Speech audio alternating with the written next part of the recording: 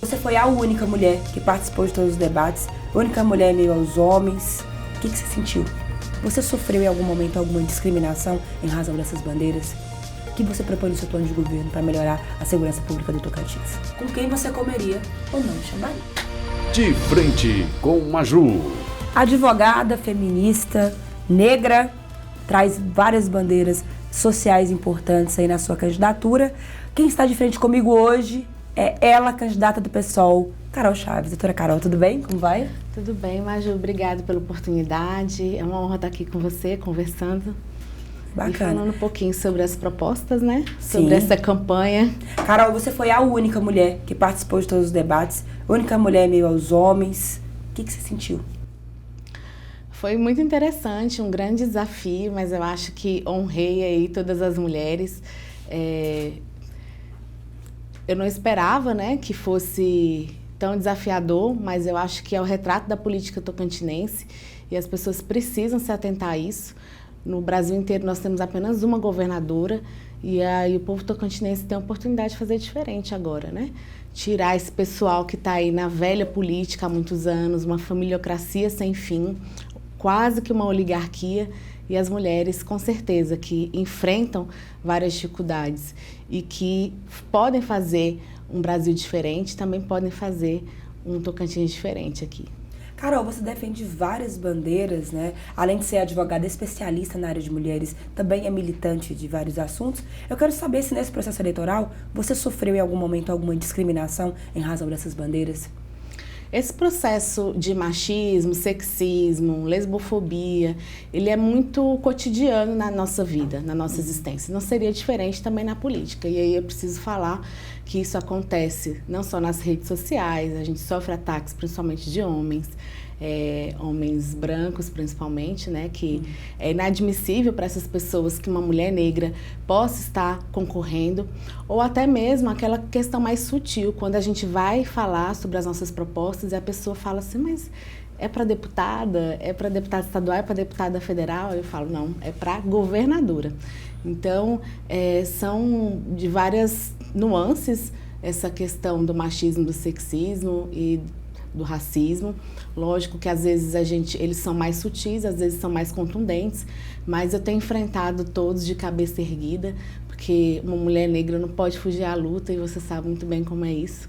A gente enfrenta muitas dificuldades na área do direito, na área da comunicação, não seria diferente também na política. E doutora, o Tocantins, o meio político do Tocantins sempre subestima e invisibiliza essa pouca representação negra que existe no sistema do Estado. Você se coloca como essa candidata negra mulher, na Assembleia, na Câmara Federal, a gente sequer temos poucas pessoas, né? Então você traz para o debate eleitoral também essa questão de um Estado, 74% da população negra, mas que quase não tem representantes negros, não é isso? Exatamente. Não só na Assembleia, mas também no Poder Executivo, na Câmara de Vereadores. Então, a nossa política ela está subrepresentada, está nas mãos de pessoas que não têm a cara do povo. E o que eu tenho falado sempre nos debates é que, para além de ser uma mulher LGBT negra, eu tenho origens periféricas. Então, não tenho sobrenome de políticos, a minha família é uma família de trabalhadores. E essa é a cara do povo tocantinense. Há quem pense que vou governar para alguns, mas se a gente pensar que nós temos uma maioria da população, de mais de 70% das pessoas negras, mais de 51% do eleitorado é feminino, as pautas que eu trago não são pautas de alguns, são pautas da maioria. A gente tem um grande contingente de população indígena, população quilombola, então as pautas que eu trago não são pautas minoritárias, são pautas pouco visibilizadas, mas que precisam de toda a atenção aqui no Estado.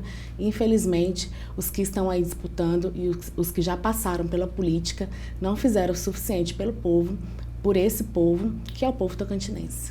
Doutora Carol, o Tocantins tem um abismo social muito grande e faltas de políticas direcionadas para esses públicos que você citou e tantos outros. A gente não tem hoje, institucionalmente, muitas vezes nem órgãos que trabalhem essas políticas. E eu vi que na sua campanha, no seu plano de governo, você defende a criação de algumas secretarias, creio que da mulher, eu queria que você falasse um pouco sobre isso. Como criar políticas específicas para esses públicos no Estado que invisibiliza tanto esses públicos?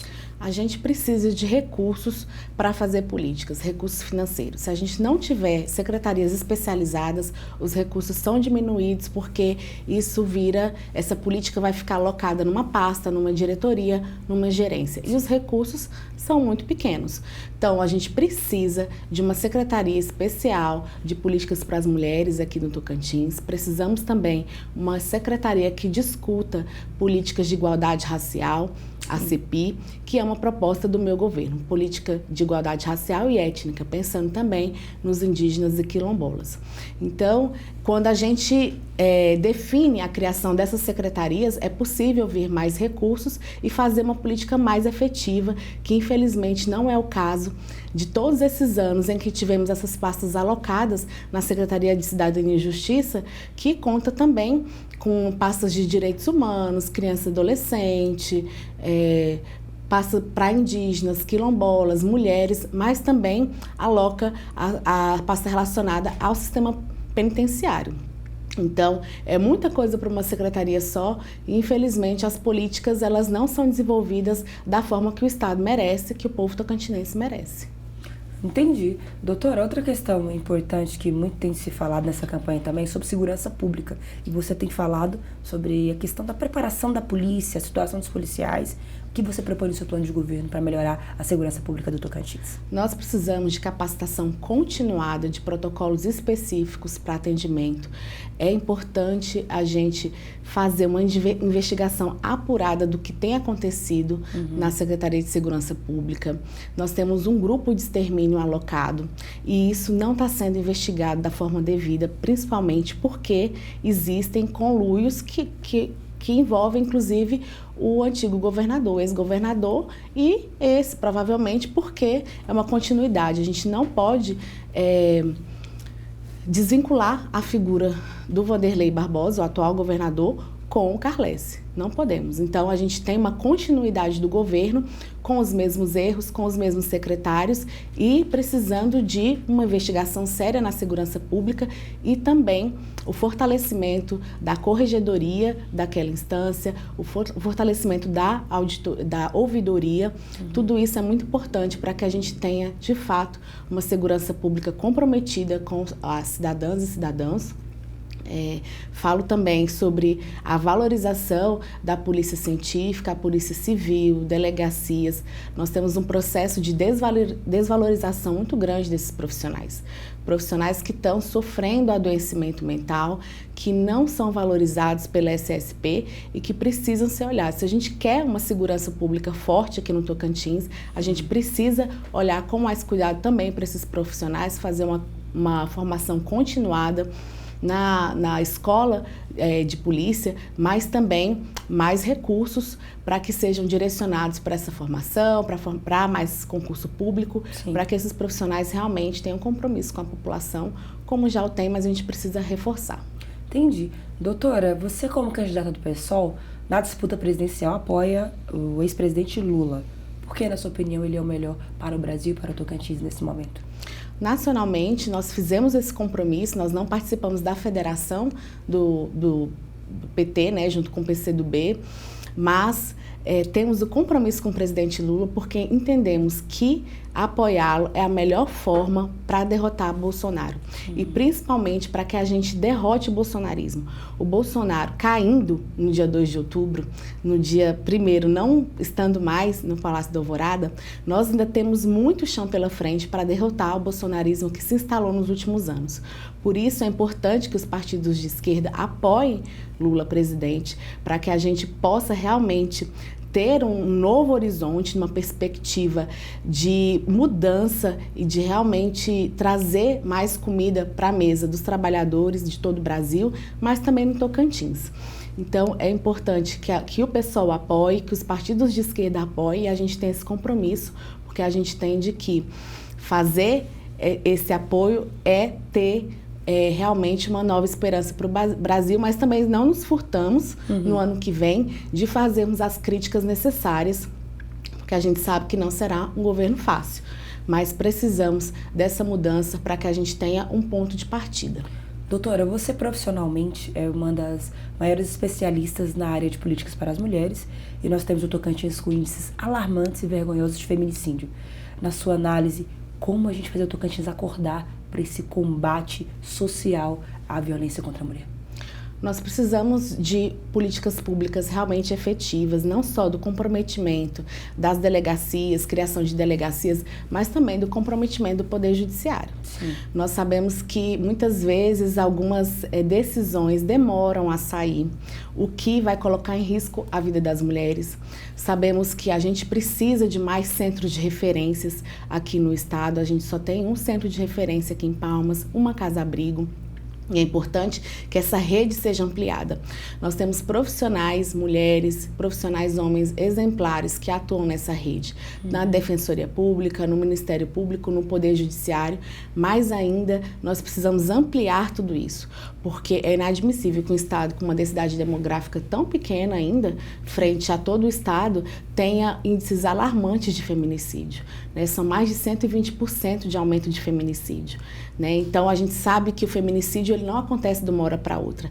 Existe aí uma construção de um ciclo de violência e que essa mulher precisa ser amparada pelo Estado, não só nos aparelhos, nos instrumentos aí que o Estado oferece, como as delegacias, centro de referência, mas também precisa de decisões rápidas do Poder Judiciário e de uma perspectiva de autonomia financeira, que infelizmente nós não temos esses programas aqui. Então as mulheres muitas vezes têm dificuldade de sair do ciclo da violência porque ela não consegue mudar a sua condição, fica naquela situação porque tem filhos, não tem autonomia financeira. Então é uma rede, é um problema muito complexo que exige uma solução complexa e um comprometimento da gestão. Inclusive, você que está assistindo essa entrevista, se estiver sofrendo algum tipo de violência, diz que 180. Doutora, a próxima, saindo agora desse assunto mais pesado, indo agora para a parte mais leve, mais interessante para quem gosta aí da parte polêmica da política, eu quero saber, você gosta de chamari? Gosto, tenho comido uns super interessantes. Só não fui no Festival de Paraíso porque estava no norte. Ah, pois porque é. Fiquei sabendo que você estava lá em Paraíso e recomendou vários chambaris. Paraíso arrasou no chambari. E agora eu quero saber com quem você comeria ou não o chambari. Vamos lá, Silvia Rocha? Vamos lá. Para começar, seu adversário, candidato do PL, Ronaldo Dimas, vai no chambari? Não, acho que não vale não. Acho que a gente já conviveu bastante durante os debates. Eu fiz pontuações importantes para ele. Ele, às vezes, desdenhou um pouco da minha análise, inclusive nacional, que é preciso uma perspectiva de mudança no cenário da política nacional para que a gente tenha êxito aqui no Estado. Mas acho que a convivência já foi o suficiente. Acho que não comeria chambari, não. Vamos ver quem mais. Também adversário, candidato do PSD, Irajá. Vai no chambari, doutora? Eu acho que também já convivi o suficiente, né? São candidatos aí que têm propostas interessantes, mas, como eu falei, são comprometidos com a oligarquia do Tocantins, com o conservadorismo, com o coronelismo, e eu acho que eu tenho outra perspectiva, prefiro comer chambari com outras pessoas. Entendi, vamos ver quem mais. Também adversário, candidato à reeleição, Wanderlei Barbosa. Vai chambari? Eu acho que ele fugiria do chambari. Né? Eu acho que não compareceu aos debates, não apareceria para comer um chambari. Wanderlei está aí na frente das pesquisas divulgadas até agora. Você acha que vem segundo turno mesmo? Como é que você avalia esse favoritismo dele? Eu acho a que você atribui isso? Eu atribuo, infelizmente, a uma situação muito ilegal que tem acontecido, que é uma contratação que supera a perspectiva legalista de contratação no Estado. Então, dizer aqui que não sou contra as contratações, que devem existir contratações com processo simplificado.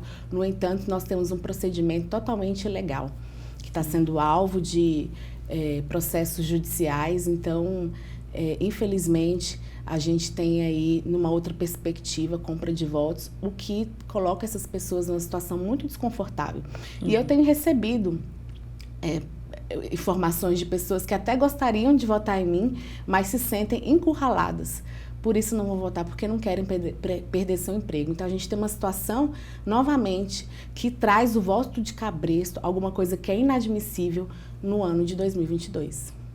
Lamentável. Quem mais? Vamos ver? Esse também é adversário, Paulo Mourão, do PT. Vai em Xambari, doutora? Com certeza, e com certeza vamos comemorar a vitória de Lula, comendo Xambari. Vocês dois apoiam mesmo o candidato a presidente, Exatamente. né? Quem mais? Vamos ver? Candidato ao Senado, professora Dorinha. Vai em Xambari? Infelizmente, me decepcionei com a professora Dorinha, porque sei que ela também apoia Bolsonaro, então não teria como dialogar nessa perspectiva, sabendo que apoia uma pessoa que foi responsável pela morte de praticamente 700 mil pessoas, mortes que poderiam ser evitadas. Então, infelizmente, não compartilharia. Quem mais? Vamos ver? Cátia Abreu, já está há 16 anos, agora quer mais um mandato. Vai em Xambari? Eu acho que Cátia Abreu já caminhou bastante aí, ela tem coerência com algumas pautas dela, já apoiou Dilma, mas eu acho que a nossa perspectiva é muito diferente para a gente sentar e comer junto. Entendi. Quem mais? Vamos ver? Carlos Amassa, também candidato a Senado, ex-prefeito de Palmas. Vai o Xambarizinho? Eu acho que o Amasta, ele tem uma perspectiva também muito diferente da minha. Eu não dialogaria, assim. Eu acho que traiu, assim, até seu partido. Traiu algumas pessoas importantes que poderiam crescer no seu partido, né? Como o Somos, por exemplo, que deixou de apoiá-lo. Então, pensando também em pautas que esse coletivo, que essas candidaturas defendem, eu não compartilharia. Entendi. Quem mais? Vamos ver? Olha aí, ó, candidato Lula. Vai no Xambari? Eu acho que a partir do dia 2 de janeiro, com certeza, a gente pode sentar junto e comemorar comendo Xambari e trazendo um novo futuro para o Brasil. Entendi. Quem mais? Vamos lá? Jair Bolsonaro. Vai em Xambarizinho com o presidente? Não, jamais. Bolsonaro, jamais, nunca mais. Espero que a gente tenha encerrado esse processo nebuloso aqui no Brasil, que trouxe muitas dificuldades, trouxe fome e, principalmente, trouxe muita morte para os brasileiros nesse período de pandemia. Entendi, foi, né? Foi. Doutora, caminhando para o final da nossa entrevista, eu quero saber agora, no final, como é que você avalia o processo? Estamos nos dias finais, né? O eleitor já está aí tomando sua decisão. Como é que você avaliou a sua participação como candidato do pessoal dentro das limitações que a gente sabe que tem, um partido menor e tal, mas você fez sua campanha do seu jeito, no seu estilo. Como é que você avalia essa caminhada aí do pessoal esse ano rumo ao Palácio Araguaia? Eu acho que é um processo para além do eleitoral. A gente está plantando sementes também para fortalecer o partido e para mostrar para as pessoas que o PSOL é um partido realmente à esquerda, que não faz coalizões espúrias, que se coloca como um partido, uma alternativa para a pessoa tocantinense, para a população tocantinense, para as mulheres, para os adolescentes que vão votar a primeira vez, para os indígenas, para os quilombolas, enfim. É um partido que tem se mostrado, tem sido premiado na Câmara Federal, tem apresentado uma oposição muito importante e é isso que a gente está plantando com essa eleição. Não é uma perspectiva só eleitoral. A gente quer mostrar que o PSOL tem futuro no Tocantins e estamos dispostos a fazer o PSOL crescer aqui, não só no Tocantins, mas também no Brasil. Muito bem, doutora. Obrigada pela sua presença. Sei que a sua agenda está corrida. Obrigada, Natália, sua assessoria. Desejo sucesso na reta final, que o eleitor decida e quem que ele vai votar de forma consciente, analise, compare o currículo dos candidatos. Parabéns pela sua desenvoltura nos debates, pela representação que você faz da mulher. E por hoje é só. A gente vai encerrando aí essa série de entrevistas nesse período eleitoral. Quero agradecer você que nos acompanhou. O De Frente com Maju vai continuar agora, depois da eleição, trazendo outros assuntos, trazendo pessoas ainda mais polêmicas, porque a nossa intenção aqui é fazer um papo direto e reto, que a gente consiga dialogar sobre assuntos importantes que afetam aí a sua vida, o seu cotidiano e o Tocantins e o Brasil.